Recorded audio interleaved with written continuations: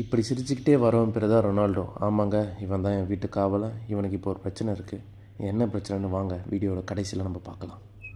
Night shift முடித்து காலையில் தூங்கி எழுந்ததும் சரி ரொம்ப நாள் ஆச்சு காடைக்கறி செய்யலான்னு கடையில் போய் 2 காடைக்கறி வாங்கி ருசியாக மசாலாலாம் அரைச்சி காட்டாக காரமாக சுட சுட ருசியான மசாலாலாம் போட்டு அதில் நம்ம வாங்கி வந்த காடைக்கறியை நல்லா க்ளீன் பண்ணி ஆட் பண்ணி தேவையான அளவு தண்ணி உப்புலாம் போட்டு ஒரு 20 நிமிஷம் அப்படியே வச்சுட்டு திரும்பி வந்து பார்க்கும்போது காடைக்கறி நான் ரெடியாக இருக்கேன்டா அப்படின்ட்டு நல்லா கொதித்து சிக்னல் கொடுத்த அப்புறம் நம்ம அடுப்புலேருந்து இறக்கி வச்சாச்சு.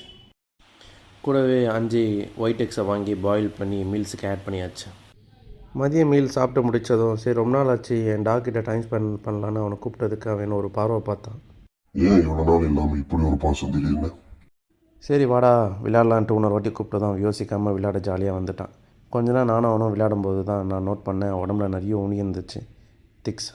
திக்ஸ்னால ஸ்கின் அலர்ஜி, அனேமியா, ஜுரம் கூட சம்டைம்ஸ் வரும். இது வரைக்கும் இவ்வளோ இவன் உடம்புல வந்து நான் பார்த்ததே கிடையாது. கொஞ்ச நாளாக இவனை கவனிக்காததுனால இவன் உடம்புல இவ்வளோ சேர்ந்துச்சுன்னு நான் நினைக்கிறேன்.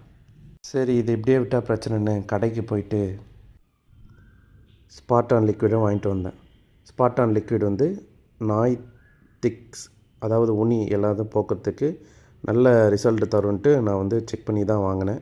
ஸோ இதை நான் வாங்கிறதுக்கு முன்னாடி நிறைய ரெஃபரன்ஸ் செக் பண்ணிவிட்ட அப்புறம் தான் நான் வந்து இதை வாங்கவே நான் வந்து முடிவு பண்ணேன். பேக்கேஜ்லாம் நல்லா சீலிங்லாம் நல்லா டைட்டாக இருந்ததுனால இதை பொறுமையாக வந்து நான் பிச்சு எடுத்துகிட்டு அப்புறம் என் டாகை வந்து நான் கூப்பிட்டுட்டு ஜென்டிலாக டேரெக்ட் ஸ்கின்னில் அப்ளை பண்ண ஆரம்பித்தேன். இது ஹேரில் விடக்கூடாது. நல்ல ரிசல்ட் வரணுன்னா டேரெக்ட் ஸ்கின்னில் இதை அப்ளை பண்ணணும். ஸோ டாகோட வாய் எங்கெங்கெல்லாம் படாதோ இதை நான் அப்ளை பண்ணேன். இது கெமிக்கல்னால ஸோ டாக் வந்து இதை டைரெக்ட் கான்டாக்ட் பண்ணக்கூடாது. இதை வந்து முதுகில் கழுத்தில் வால் பகுதியில் தான் விட சொல்லியிருந்தாங்க. ஆனால் நான் காது பகுதியிலையும் விட்டேன். ஏன்னா நான் காதில் தான் நிறைய உனி பார்த்தேன். ஸோ காதில் இருக்க உனி வந்து உடம்புல போகுமான்றது தெரியல, அதனால் நான் காதில் விட்டேன். இது சரியாக தப்பானும் தெரியாது.